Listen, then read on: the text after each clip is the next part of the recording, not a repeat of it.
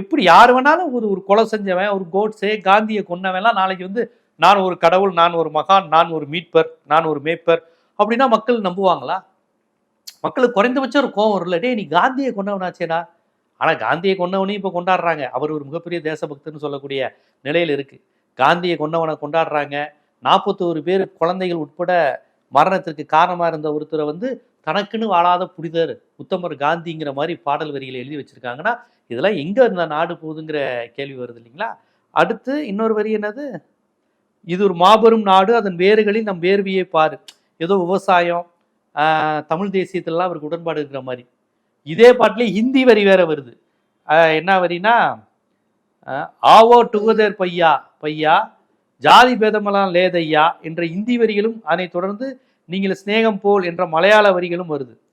அதாவது இப்ப இந்த இடத்துல இப்ப ஒரு ஆவாவோன்னு தான் யாரை சொல்றாரு? என்ன, அதாவது எந்த கருத்தும் எந்த மக்களுக்கான எந்த செயல்பாடும் இல்லாம பொதுவா நான் இந்தியை ஆதரிக்கிறேன், தெலுங்கு ஆதரிக்கிறேன், நான் விவசாயத்தை ஆதரிக்கிறேன், ஆனா உன் செயல்பாடுகள்ல எதுவுமே இல்லாம பாடல் வரிகள் மூலமா தன்னை ஒரு புனிதராகவும் கடவுளாகவும் கட்டமைக்கிறது ரொம்ப ரொம்ப ஆபத்து.